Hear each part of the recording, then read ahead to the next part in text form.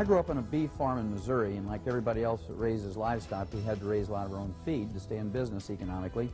And we raised corn and soybeans and hay, and you grind this material up into a flour, you make pellets, you add vitamins and minerals and trace minerals to this pellet, and you feed those calves for about 6 to 9 months before you ship them off to market, maybe to be butchered, maybe to other feeders, and you always save back the very best ones for yourself, and you knock them in the head and eat them.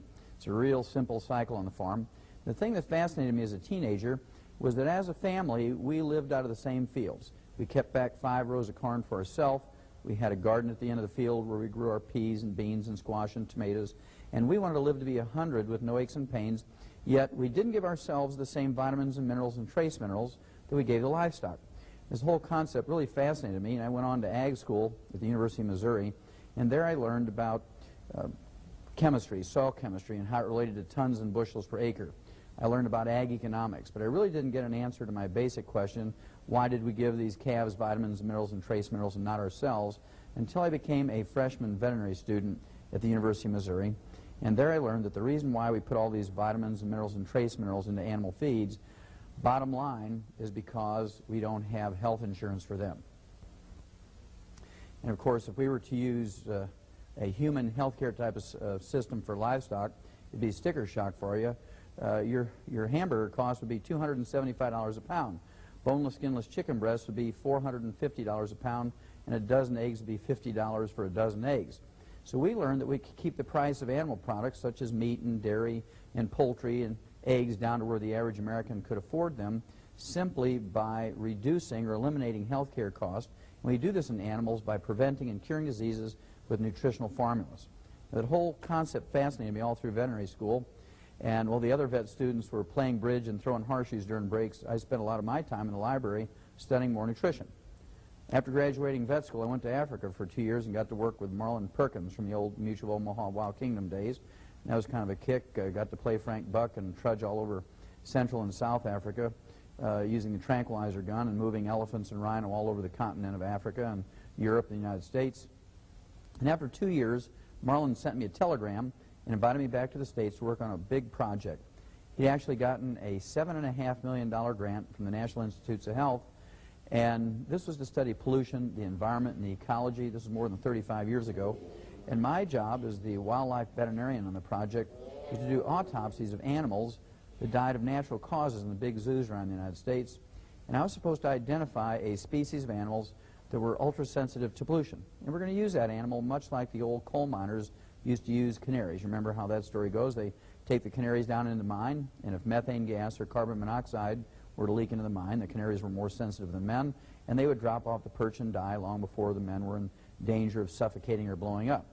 Well, to make a long story short, after some 12-plus years working directly with Perkins at the St. Louis Zoo, the Brookfield Zoo in Chicago, the National Zoo in D.C., L.A. Zoo, and many other large zoos around the United States, I had done some 17,500 autopsies on over 454 species of animals, plus 3,000 human beings for a comparison. And what I learned was that every animal and every human being who dies of natural causes dies of a nutritional deficiency disease. And I got all excited about nutrition again, and I wrote 75 scientific papers that were in medical journals and veterinary journals, international pathology journals. I wrote some 15 chapters for 8 multi-authored textbooks. I wrote a textbook of my own that was 1,000 pages and 2,000 illustrations. And through the news releases of the large universities I worked with, I was on 20/20 with Hugh Downs and Geraldo before he got his nose broke for the first time. And through the news releases, again, through the universities, I was in some 1,700 newspapers around the world through the UPI and AP Newswire service. And with all this public exposure and with all the scientific exposure, I couldn't get people who are in a position of authority, either in medical research or in government, to get too excited about preventing and curing diseases in human beings with nutrition like we did in animals. So I got frustrated enough, I went back to school up in Portland, Oregon, became a physician, and I practiced there for 12 years as a general family practitioner, and I used everything that I had learned in veterinary nutrition in my human patients. And of course, this was no surprise to me that the concept works just as well in people as it does in animals.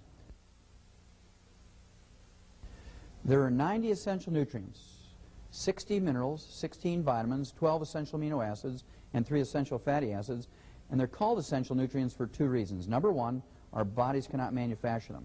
We must consume these essential nutrients every day, either as food or as a supplement. Number two, if any one of these 90 essential nutrients is missing for a couple of weeks, couple of months, couple of years, you get on the average 10 deficiency diseases. 10 deficiency diseases times 90 essential nutrients, that's 900 diseases that are preventable with proper supplementation. And the nice thing about this concept is, if you have any of these 900 deficiency diseases and you supplement properly, you have every honest expectation of getting some significant benefit. Many people will get 100% better. Then, we haven't had to think about this over the years since human beings have been on Earth, simply because our food plants, our grains, vegetables, fruits, and nuts, have been able to manufacture the vitamins, amino acids, and fatty acids. And this whole concept was very interesting to researchers back in the 30s and 40s. They believed that you could get everything you needed from your 4 food groups because plants did manufacture vitamins, amino acids, and fatty acids. And that's where that whole malignant, dumb belief came from, that you could get everything you needed from your 4 food groups. And of course, that little sentence has killed more Americans than all the foreign enemies put together in the 220 years we've been a nation. Now, you notice I didn't talk about minerals. Minerals are a different concept. Minerals cannot be manufactured by plants, as we've already said. And as a result, you have to consciously supplement with minerals. You can get some vitamins. You can get some vitamin A and beta-carotene and vitamin C and vitamin E from your grains, vegetables, fruits, and nuts, but you cannot get minerals. You cannot guarantee you're going to get minerals, so you must supplement with minerals for this reason. How important are minerals? Well, they're used as cofactors for vitamins. You cannot use vitamins without mineral cofactors. You cannot use enzymes. You cannot use hormones. You cannot use DNA, RNA, chromosomes. You cannot even use oxygen without mineral cofactors. That's how important they are. Secondly, minerals do not occur in a uniform blanket around the crust of the earth. Minerals occur in veins like chocolate ripple ice cream. And you know that chocolate ripple ice cream is 99% vanilla and it's just 1% chocolate. And here's our problem. Plants cannot manufacture minerals. Minerals do not occur in a uniform blanket around the crust of the earth. They make up 2/3 of the 90 essential nutrients. 60 minerals out of 90 nutrients, 2/3 of the 90 essential nutrients are minerals. That's how important they are. Now, one of the things that cause problems, in addition to plants not being able to manufacture minerals and minerals not occurring in a uniform blanket around the crust of the earth, is that we've used a simple fertilizer for the last 100 years in the United States called NPK, nitrogen, phosphorus, potassium. And the simple fertilizer gave the farmers the maximum yield in terms of tons and bushels per acre. Nobody gave a farmer any kind of tax break or cash incentive to make sure that you and I got all 60 essential minerals. That's our own responsibility. Farmers grew tons and bushels. Now, one of the things I want you to pick up, one of the things I want you to get, is a copy of U.S. Senate Document 264. U.S. Senate Document 264 says that there's no longer any nutritional minerals left in our farm and range soils, and as a result, the grains, vegetables, fruits, and nuts that are grown there are minerally deficient, and as a result, the animals and people who eat these minerally deficient grains, vegetables, fruits, and nuts get mineral deficiency diseases, and the only way to prevent and cure them is with mineral supplementation. Now, to me, the scary thing about U.S. Senate Document 264 is that it was written and published in 1936. 1936. And at that time, we began to put vitamins and minerals and trace minerals into animal feeds to make up the difference. And, of course, since that time, we've been able to prevent and cure all kinds of diseases in animals with these nutritional formulas. Unfortunately for human beings, we got wonder drugs in 1936. We got sulfa drugs in 36. We got penicillin in 38.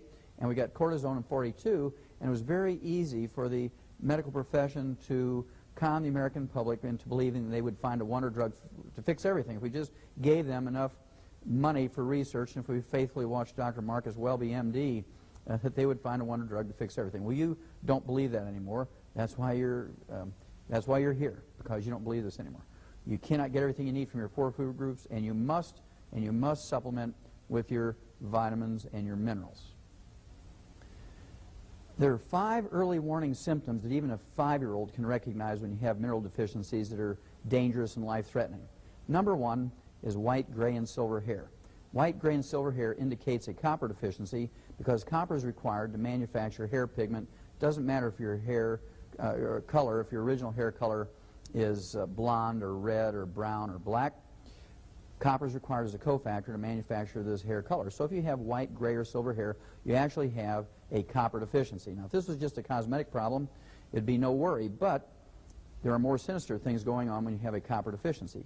Copper is also required as a cofactor to manufacture the elastic fibers in your body, including the elastic fibers in veins and arteries. When you get a breakdown of the elastic fibers